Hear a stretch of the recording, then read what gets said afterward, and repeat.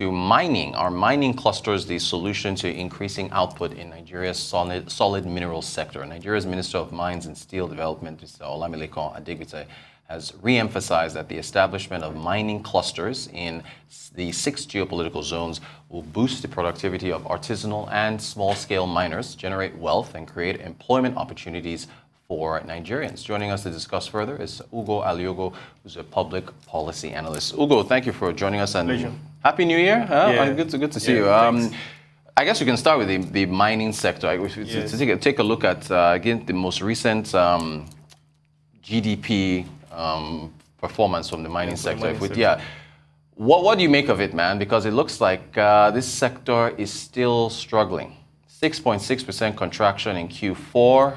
2021 full year, there it is, contracted by 7.79%. Contribution to GDP fell to 5.5%.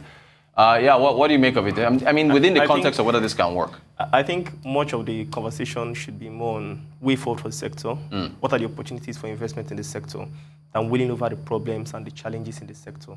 So I think that should be the conversation for the sector. So to start with, we have to focus on developing a blueprint, a growth blueprint for the mining sector.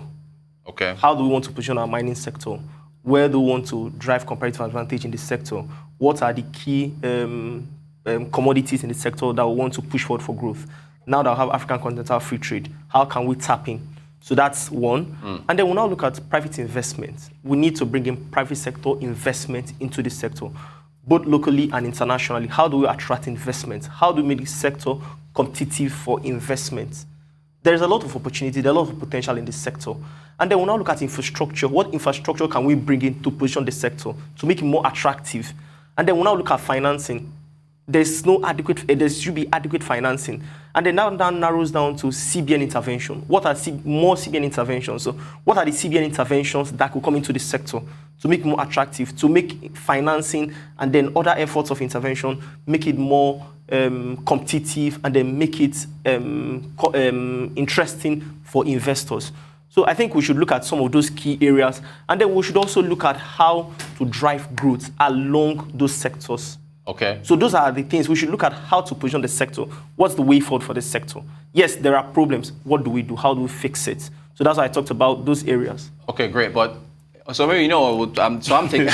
I'm looking at the issues and the numbers. There's a chart. Where's that chart? Let's put up this growth chart. I think mining has been. Yeah, there it is. So this is from the look at this chart. Okay. Yes. So mining was in recession essentially all through 2016. I think it came out even through the first 2 quarters of 2017, right? Okay. It came out of recession in the 3rd and 4th quarters of 20. This is on the Bureau of Statistics, by the way. Came out and then plunged back into recession territory in the 3rd quarter of 2018. You have to. Sorry, before you go forward, let me cut you short. You have to consider that there's so much concentration. Nigeria is a mono economy. Yes. We're import dependent. Yes. So these are established statistics. Yes. And then there's so much concentration on oil. All right. Right. You know, and then there are other sectors that can catalyze growth. There are other sectors that can drive growth. There's agri sector. You know, so there has been continuous conversation around the non-oil sector to capitalize growth, to drive investments. You know, let us diversify, let us move away from oil and focus on other sector. Okay, so can these clusters, how can they work? This is what the minister is saying. Yeah, the clusters can work. Okay. So again, you now look at the private sector partners you are bringing, and then they have to develop a template. So for those clusters, what are the things you want to drive? So for each cluster, so for instance, on this one time on this show, I talked about the leather industry. Right. And then I talked about, for instance, if Lagos is a leather zone, Lagos can specialize in cutting, patterning, finishing, and designing. So that is what a cluster, a zone in the cluster can be doing. So for the mining sector, what is a particular zone? What would they be doing? Okay. So they have to define some of the activities. They have to define some of the opportunities so that investors come in and can say, okay, we want to invest in maybe the South-South zone or the Southwest zone or the Southeast zone. And then they know the activities in those zones. Okay, what about smuggling? What do you do about the smuggling? I think they said estimated. If you talk about smuggling, then I now talk about the issue of regulation. Okay. To also address the issue of artisanal mining. Because it's an issue. Right. So we'll now have to regulate the sector. We'll bring in regulators, we'll bring in players to put effective regulation to address the issue of smuggling and artisanal mining. Very upbeat. I like that. That's why you're a public policy analyst. Okay, infrastructure. Look, Zainab Ahmed saying that 94% achievements in capital expenditure, and how does the average Nigerian feel this? She said it was 94.1% or so. Yes. And capital expenditure 12.56 trillion, which is from 13.57. Yes. Right. Great. How do we feel that? How do you? It's tangible? Simple. It's simple. Yeah. It's to see what you're spending your money on. Well, there you go. Yes, and then let me make some points clear here. Yeah. Is to say that the issue of road infrastructure is not something I think the government can address once. It's a continuous effort.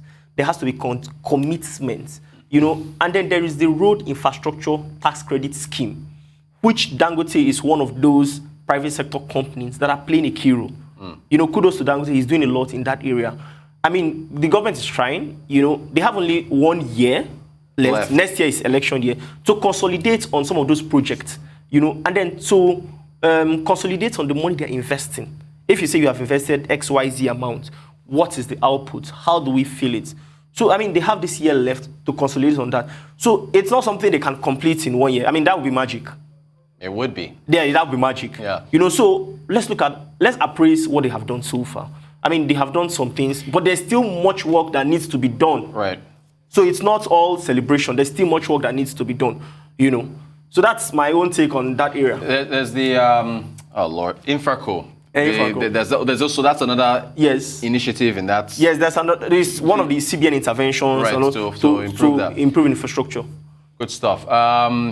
I've only got about a minute to go. Very quickly, the 1 billion naira that's been in, I think, Abia, Kebbi, and other states for the women's development project. Is money enough? What else do women in Nigeria for Women project? Sorry, yeah.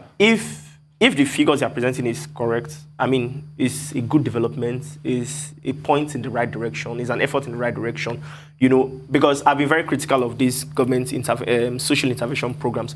But if the policies, the figures you're presenting is, it's nice. But is money enough? I mean, what about training? And I guess the money goes towards that. But yes, there needs also to up the game, to scale what they have done. So after getting this amount, they need to do a lot of monitoring and evaluation, and then scale. There's need for scaling, so it doesn't end here. So this is a laudable initiative, this is a laudable effort, but there's need to scale. With everything that we've talked about, from mining to infrastructure, capital, human capital development, to social intervention programs and everything, do you hope that all this is continued in whatever new administration comes into power in 2020? Now, that has to depend on the policy agenda or the mandate of that new government. Okay. Yes, that has to do with this. We'll have you to discuss it when that time comes. Ugo Aliogo, public policy analyst, thank you so much for joining us on the Global Business Report. Good to see you again.